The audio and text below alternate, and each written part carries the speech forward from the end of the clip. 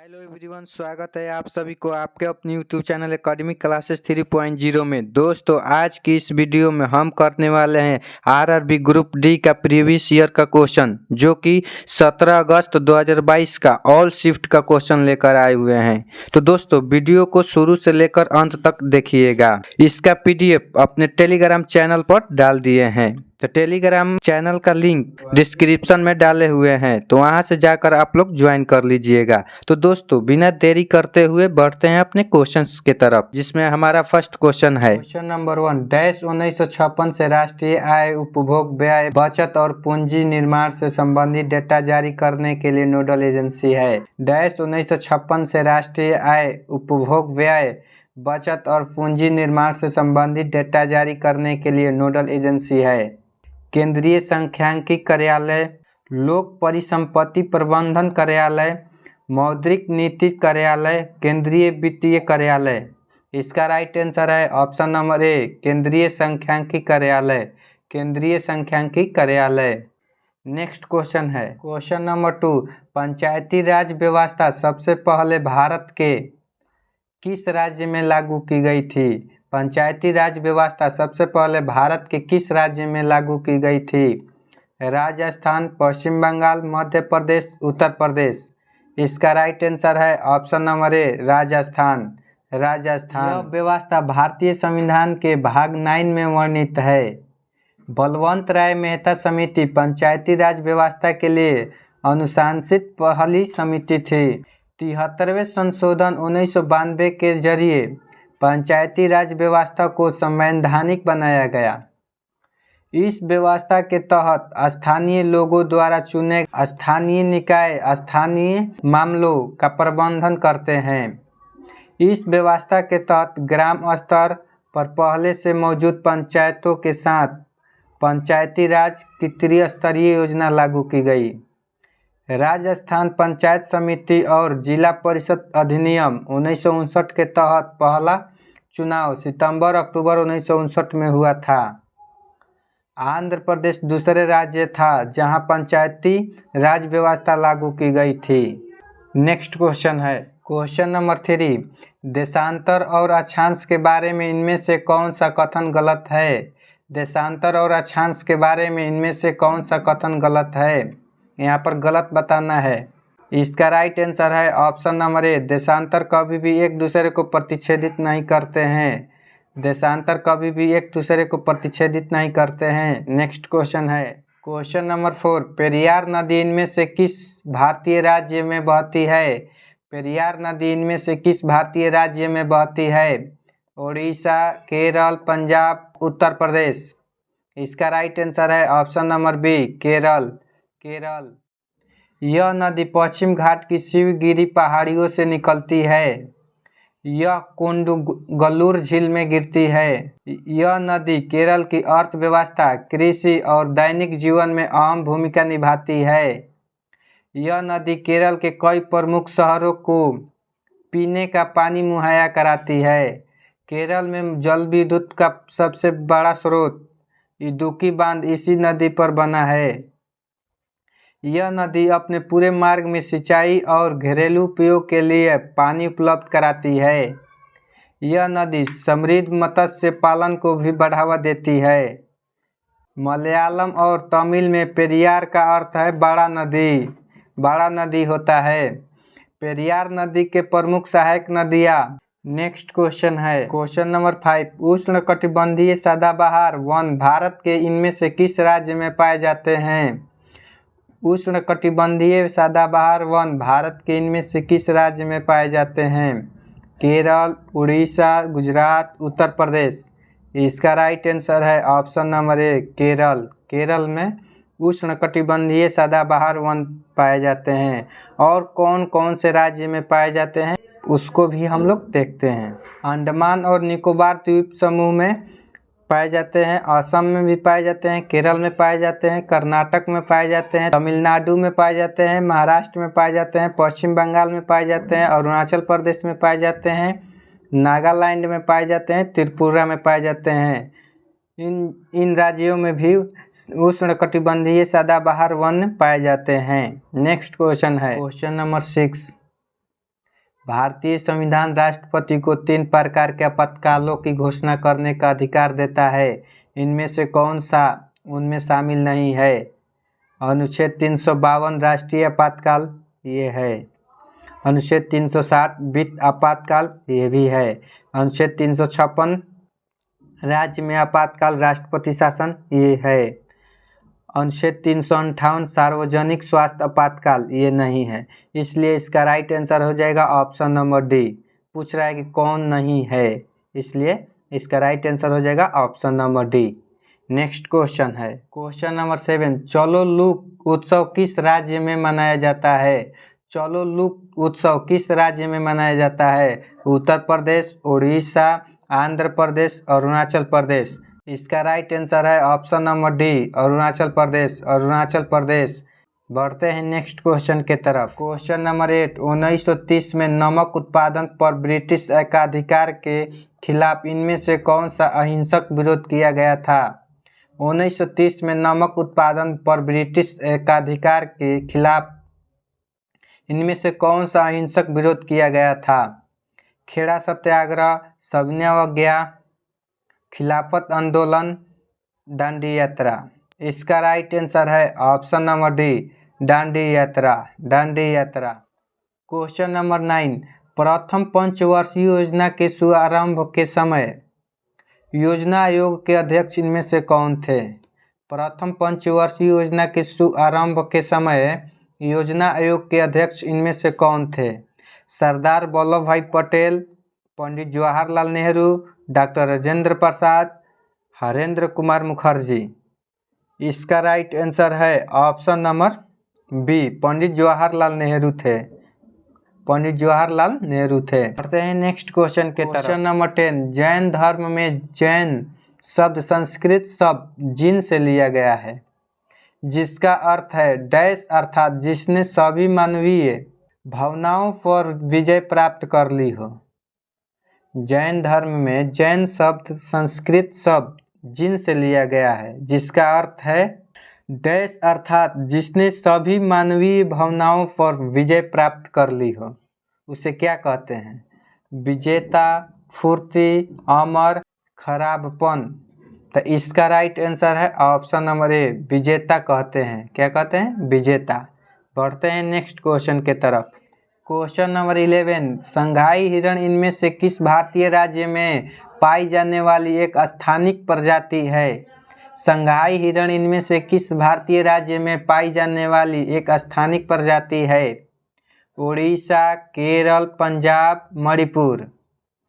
इसका right answer है option number D, Manipur में संघाई हिरण पाए जाते हैं। बढ़ते हैं नेक्स्ट क्वेश्चन के तरफ। Question number 12। मानसिंहराम पृथ्वी पर स्थित सर्वाधिक आर्द्र स्थान है और यह डैश में स्थित है। मानसिंहराम पृथ्वी पर स्थित सर्वाधिक आर्द्र स्थान है और यह डैश में स्थित है। महादेव पहाड़िया, लुसाई पहाड़िया, राजमहल पहाड़िया, खासी पहाड़िया। इसका राइट आंसर है ऑप्शन नंबर डी, खासी पहाड़िया। खासी पहाड़िया। बढ़ते हैं नेक्स्ट क्वेश्चन के तरफ। Question number 13। अनुच्छेद 279 के ए इनमें से किस संवैधानिक निकाय से संबंधित है? अनुच्छेद 279 के ए इनमें से किस संवैधानिक निकाय से संबंधित है? वस्तु एवं सेवा कर परिषद, यूपीएससी, भारत निर्वाचन आयोग, वित्त आयोग।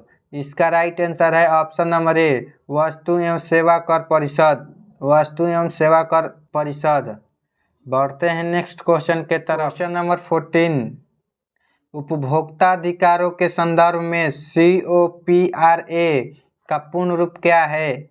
उपभोक्ता अधिकारों के संदर्भ में COPRA का पूर्ण रूप क्या है? Consumer protection act, consumer protection alliance, consumer protection agency, consumer protection association. इसका राइट आंसर हो जाएगा आपका option number A, consumer protection act. Consumer protection act. बढ़ते हैं नेक्स्ट क्वेश्चन के तरफ। Question number 15। निम्नलिखित में से कौन सी नदी अमरकंटक पहाड़ियों से निकलती है? निम्नलिखित में से कौन सी नदी अमरकंटक पहाड़ियों से निकलती है? तीस्ता, नर्मदा, गोदावरी, सतलुज। इसका राइट आंसर है option number B, Narmada. Narmada यह मध्य प्रदेश के अनूपपुर जिले में स्थित है। नर्मदा नदी भारत की प्रमुख नदियों में से एक है। इसे मध्य प्रदेश की जीवन रेखा भी कहा जाता है। नर्मदा नदी का उद्गम मैकाल पर्वतमाला से समुद्र तल से 1057 मीटर ऊंचाई पर होता है। यह नदी पूर्व की ओर से पश्चिम की ओर बहती हुई अरब सागर में मिल जाती है। नर्मदा नदी है जो पूर्व की ओर से पश्चिम की ओर बहती हुई अरब सागर में जाकर मिल जाती है। नर्मदा नदी मध्य प्रदेश, गुजरात और महाराष्ट्र राज्यों से होकर बहती है। नर्मदा नदी मध्य प्रदेश, गुजरात और महाराष्ट्र राज्यों से होकर बहती है। नर्मदा नदी गुजरात के भदौच जिले में अरब सागर में मिल जाती है। नर्मदा नदी की कुल लंबाई 1289 किलोमीटर है। नर्मदा नदी की कुल लंबाई कितना है? 1289 किलोमीटर है। बढ़ते हैं नेक्स्ट क्वेश्चन की तरफ। क्वेश्चन नंबर 16, भारतीय संविधान के किस भाग में केवल एक अनुच्छेद 51 के ए है जो नागरिकों के लिए 11 मौलिक कर्तव्यों की संहिता से संबंधित है? भारतीय संविधान के किस भाग में केवल एक अनुच्छेद 51 के ए है जो नागरिकों के लिए 11 मौलिक कर्तव्यों की संहिता से संबंधित है? भाग 9 के ए, भाग 4 के ए, भाग 7, भाग 5। इसका राइट आंसर है ऑप्शन नंबर बी, भाग 4 के ए। भाग 4 के ए। बढ़ते हैं नेक्स्ट क्वेश्चन की तरफ। क्वेश्चन नंबर 17, 29 अगस्त डैश को भारत हेवी इलेक्ट्रिकल्स लिमिटेड को वाणिज्य एवं उद्योग मंत्रालय के तहत सार्वजनिक क्षेत्र में हेवी इलेक्ट्रिकल्स लिमिटेड के रूप में पंजीकृत किया गया था। 29 अगस्त डैश को भारत हेवी इलेक्ट्रिकल्स लिमिटेड को वाणिज्य एवं उद्योग मंत्रालय के तहत सार्वजनिक क्षेत्र में हेवी इलेक्ट्रिकल्स लिमिटेड के रूप में पंजीकृत किया गया था। 1962, 1969, 1952, 1956। इसका राइट आंसर है ऑप्शन नंबर डी, 1956 में। बढ़ते हैं नेक्स्ट क्वेश्चन के तरफ। क्वेश्चन नंबर 18, निम्नलिखित में से कौन सा राज्य प्रमुख भाषा युग्म सुमेलित नहीं है? इसमें बोल रहा है कि सुमेलित भाषा नहीं है। मेघालय के खासी भाषा होता है, ये सही है। आंध्र प्रदेश का तेलुगु, ये भी सही है। केरल का कन्नड़ नहीं होता है, मलयालम होता है। मणिपुर के मैतेई सही है। इसका राइट आंसर है ऑप्शन नंबर सी। बढ़ते हैं नेक्स्ट क्वेश्चन के तरफ। क्वेश्चन नंबर 19, 1876 में भारत की राष्ट्रीय आय का प्रथम प्राकलन किसने तैयार किया था? 1876 में भारत की राष्ट्रीय आय का प्रथम प्राकलन किसने तैयार किया था? विलियम डीवी, BKRV राव, दादा भाई नौरोजी, PC महालनोबिस। इसका राइट आंसर है ऑप्शन नंबर सी, दादा भाई नौरोजी। दादा भाई नौरोजी। बढ़ते हैं नेक्स्ट क्वेश्चन की तरफ। क्वेश्चन नंबर 20, सभी पंचायत संस्थानों में पदों का कितना भाग महिलाओं के लिए आरक्षित है? सभी पंचायत संस्थाओं में पदों का कितना भाग महिलाओं के लिए आरक्षित है? 1/5, 1/3, 1/2, 1/4। इसका राइट आंसर है ऑप्शन नंबर बी, 1/3। 1/3 है। भारत में पंचायती राज संस्थाओं में महिलाओं के लिए 1/3 पद आरक्षित है। यह प्रावधान संविधान के अनुच्छेद 243 के डी के तहत आता है। इसके अलावा कुछ राज्यों में महिलाओं के लिए आरक्षित सीटों को बढ़ाकर 50% कर दिया गया है। बढ़ते हैं नेक्स्ट क्वेश्चन की तरफ। क्वेश्चन नंबर 21, निम्नलिखित में से किस वर्ष में भारतीय संग्रहालय अधिनियम पारित किया गया था? निम्नलिखित में से किस वर्ष में भारतीय संग्रहालय अधिनियम पारित किया गया था? 1909, 1915, 1910, 1921। इसका राइट आंसर है ऑप्शन नंबर सी, 1910। 1910 में भारतीय संग्रहालय अधिनियम पारित किया गया था। यह अधिनियम 18 मार्च 1910 को भारत की संसद ने पारित किया था। यह अधिनियम 18 मार्च 1910 को भारत की संसद ने पारित किया था। किस तिथि को? 18 मार्च 1910 को। भारत में संग्रहालय स्थापित करने का प्रचलन 1814 में शुरू हुआ था। भारत में संग्रहालय स्थापित करने का प्रचलन साल 1814 में शुरू हुआ था। कोलकाता में स्थित भारतीय संग्रहालय भारत का सबसे पुराना और सबसे बड़ा संग्रहालय है। कोलकाता में स्थित भारतीय संग्रहालय भारत का सबसे पुराना और सबसे बड़ा संग्रहालय है। इसे कलकत्ता इंपीरियल संग्रहालय के नाम से भी जाना जाता है। इसे कलकत्ता इंपीरियल संग्रहालय के नाम से भी जाना जाता है। साल 1866 में पहला भारतीय संग्रहालय अधिनियम पारित किया गया था। कब किया गया था? 1866 में। साल 1867 में भारतीय संग्रहालय की वर्तमान इमारत की नींव रखी गई थी। साल 1875 में चौरंगी पर वर्तमान संग्रहालय भवन बनाकर तैयार हुआ था। साल 1949 में नई दिल्ली में राष्ट्रीय संग्रहालय का उद्घाटन हुआ था। साल 1955 में राष्ट्रीय संग्रहालय भवन की नींव रखी गई थी। बढ़ते हैं नेक्स्ट क्वेश्चन की तरफ। क्वेश्चन नंबर 22, प्रसिद्ध हाजी अली दरगाह इनमें से किस शहर में स्थित है? प्रसिद्ध हाजी अली दरगाह इनमें से किस शहर में स्थित है? अजमेर, मुंबई, आगरा, दिल्ली। इसका राइट आंसर है option number B, Mumbai. Mumbai में हाजी अली दरगाह स्थित है। बढ़ते हैं नेक्स्ट क्वेश्चन के तरफ। 23, निम्नलिखित में से किस विशेषता के अनुसार भारत की जनता की अपने प्रतिनिधियों के निर्वाचन में प्रत्यक्ष भूमिका है? निम्नलिखित में से किस विशेषता के अनुसार भारत की जनता की अपने प्रतिनिधियों के निर्वाचन में प्रत्यक्ष भूमिका है? मौलिक अधिकार, सरकार का संसदीय स्वरूप, शक्तियों का पृथक्करण, धर्मनिरपेक्षता। इसका राइट आंसर है ऑप्शन नंबर बी, सरकार का संसदीय स्वरूप। सरकार का संसदीय स्वरूप है।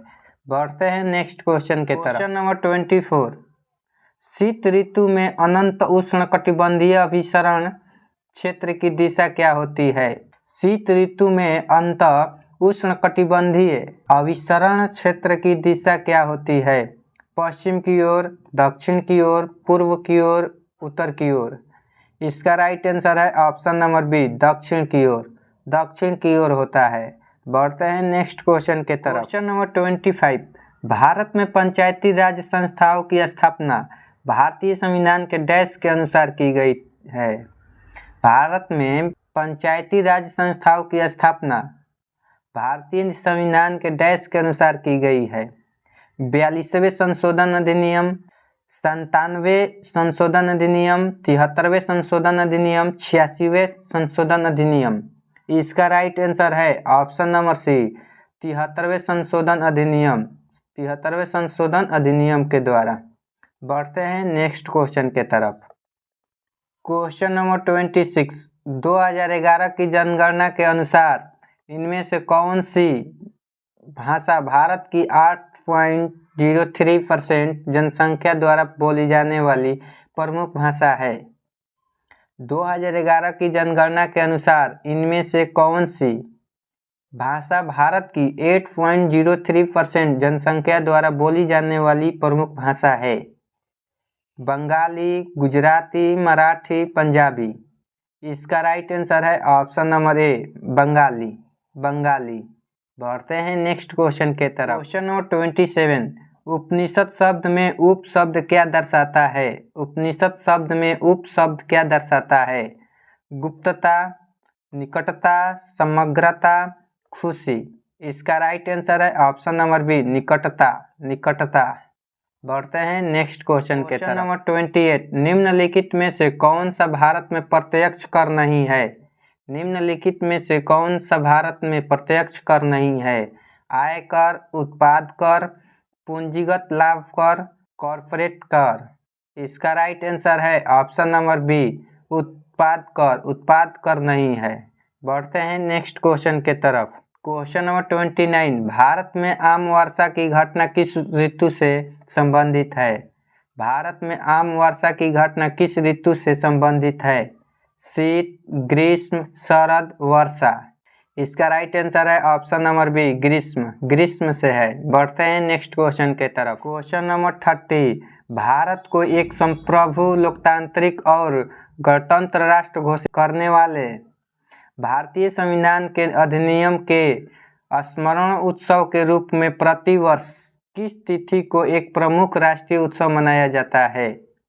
भारत को एक संप्रभु लोकतांत्रिक और गणतंत्र राष्ट्र घोषित करने वाले भारतीय संविधान के अधिनियम के स्मरण उत्सव के रूप में प्रतिवर्ष किस तिथि को एक प्रमुख राष्ट्रीय उत्सव मनाया जाता है?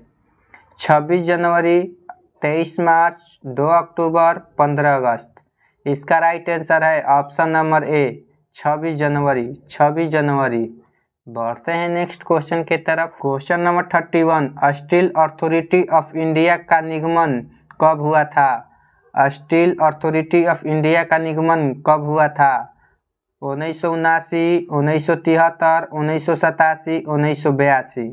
इसका राइट आंसर है ऑप्शन नंबर बी 1973 में, 1973 में। बढ़ते हैं नेक्स्ट क्वेश्चन के तरफ। क्वेश्चन नंबर 32, गोसी खुर्द राष्ट्रीय सिंचाई परियोजना इनमें से किस राज्य से संबंधित है? गोसी खुर्द राष्ट्रीय सिंचाई परियोजना इनमें से किस राज्य से संबंधित है? पश्चिम बंगाल, महाराष्ट्र, पंजाब, मणिपुर। इसका राइट आंसर है option number B Maharashtra, Maharashtra से है। बढ़ते हैं नेक्स्ट क्वेश्चन के तरफ। क्वेश्चन नंबर 33, अतीत में खर्च की गई लागत जिसे भविष्य में वसूल नहीं किया जा सकता कहलाती है? अतीत में खर्च की गई लागत जिसे भविष्य में वसूल नहीं किया जा सकता कहलाती है प्राथमिक लागत, अस्थायी लागत, विफल लागत, आर्थिक लागत। इसका राइट आंसर है ऑप्शन नंबर सी विफल लागत, विफल लागत कहते हैं। पढ़ते हैं नेक्स्ट क्वेश्चन के तरफ। क्वेश्चन नंबर 34, नर्मदा बचाओ आंदोलन की शुरुआत सरदार सरोवर बांध की ऊंचाई बढ़ाने के खिलाफ विरोध के रूप में हुई थी। बांधों के निर्माण की कुछ हानियों का उल्लेख नीचे किया गया है। उनमें से कौन सा बांध निर्माण का एक लाभ है? नर्मदा बचाओ आंदोलन की शुरुआत सरदार सरोवर बांध की ऊंचाई बढ़ाने के खिलाफत विरोध के रूप में हुई थी। बांधों के निर्माण की कुछ हानियों का उल्लेख किया गया है। उनमें से कौन सा बांध निर्माण का एक लाभ है? इसका आंसर आप लोग कमेंट में दीजिएगा। वीडियो पसंद आया होगा तो लाइक और मेरे चैनल को सब्सक्राइब कर दीजिएगा। वीडियो देखने के लिए थैंक यू।